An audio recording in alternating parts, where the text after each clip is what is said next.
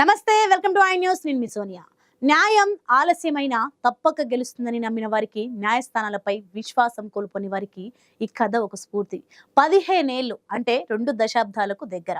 అంతకాలం న్యాయం కోసం నిరీక్షించి సుదూర అమెరికా గడ్డపై తన హక్కులను కాపాడుకున్న ఒక తెలుగు బిడ్డ కథ ఇది. సూర్యాపేట జిల్లా చింతలపాలెం మండలం శోభనాద్రిగూడెనికి చెందిన మన వెలమకన్ని కిషోర్ పట్టుదల, ఓర్పు అమెరికా న్యాయ వ్యవస్థ పటిష్టతకు అద్దం పట్టాయి. అసలు ఆయన పోరాటం దేనికోసం? కుక్క కాటుతో మొదలైన ఈ కథ 15 ఏళ్ల తర్వాత ఎలా ముగిసింది? సూర్యాపేట నుంచి కెనడాకు, అక్కడి నుంచి అమెరికా కోర్టుకు కిషోర్ ఈ సుదీర్ఘ న్యాయ ప్రాణంపై ఒక ప్రత్యేక కథనం ఇప్పుడు చూద్దాం.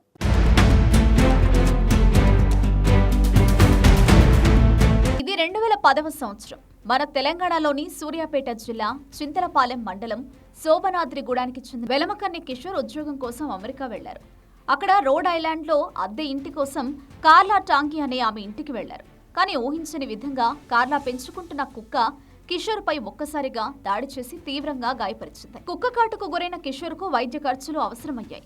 కార్లా మొదట్లో వైద్య ఖర్చుల కోసం $600 ఇస్తాను అని హామీ ఇచ్చింది. కానీ ఆ తర్వాత ఆమె ఆ మాట నిలబెట్టుకోకపోగా దుర్భాషలాడటం మొదలుపెట్టింది. దీంతో కిషోర్ న్యాయం కోసం వాషింగ్టన్ డీసీలోని కోర్టును ఆశ్రయించారు. ఆలోచన వాదనలు జరిగిన అనంతరం అదే 2010లోనే కోర్టు కిషోర్కు అనుకూలంగా తీర్పు వెలువరించింది. వైద్య ఖర్చులు, న్యాయ ఖర్చులు, పరిహారం, వడ్డీ అన్నీ కలిపి మొత్తం $10,359.90 బాధితుడికి చెల్లించాలని కార్లాను ఆదేశించింది.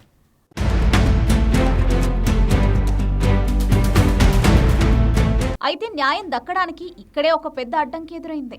ప్రతివాది కార్ల ఆస్తిని ఐపి పెట్టడం, పైగా ఆమె ఇల్లు అప్పటికే తనఖాలో ఉండడంతో కోర్టు ఆదేశించిన పరిహారం కిషోర్కు చేరలేదు. తీర్పు అమలు అనేక సంవత్సరాలుగా పెండింగ్లో పడిపోయింది. కిషోర్ నిరీక్షిస్తూనే ఉన్నారు. ఆయన కెనడాకు మారినా ఈ కేసును వదిలిపెట్టలేదు. 15 ఏళ్ల సుదీర్ఘ నిరీక్షణ తర్వాత చివరకు గత నెల జూన్ 25న ఈ కేసులో ఒక గొప్ప పురోగతి చోటు చేసుకుంది. ఇటీవల కార్లా తన ఇంటిని విక్రయించడానికి ఒప్పందం కుదుర్చుకోగా ఆ లావాదేవీల ముగింపు ప్రక్రియలో భాగంగా కోర్టు ఆదేశించిన పరిహారాన్ని తప్పనిసరిగా చెల్లించాల్సి వచ్చింది. దీంతో కొనుగోలుదారి నుంచి కోర్టు ఆదేశాల మేరకు ఆ పరిహారం మొత్తం వడ్డీతో కలిపి $29,092.91 కిషోర్కి చేరాయి.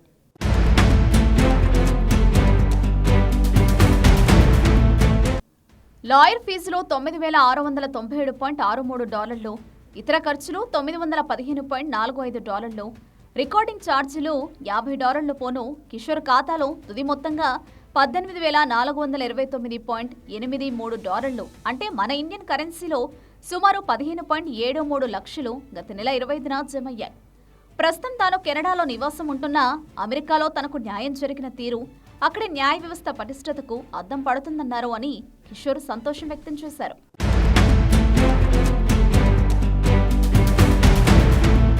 ఈ కేసు అంతర్జాతీయ సరిహద్దులను దాటి కూడా న్యాయం కోసం వ్యక్తులు చూపిన అసాధారణ పట్టుదలను స్పష్టం చేస్తోంది. ఆలస్యమైనప్పటికీ నిజం, న్యాయం ఎప్పుడూ గెలుస్తాయని కిషోర్ వెలమకన్ని కేసు ఒక శక్తివంతమైన, స్ఫూర్తిదాయకమైన ఉదాహరణగా నిలుస్తుంది. ఇది కేవలం ఒక కుక్కకాటు కేసు కాదు, ఒక తెలుగు బిడ్డ పట్టుదల, ఓర్పు, అంతర్జాతీయ న్యాయ వ్యవస్థపై నమ్మకానికి నిదర్శనం.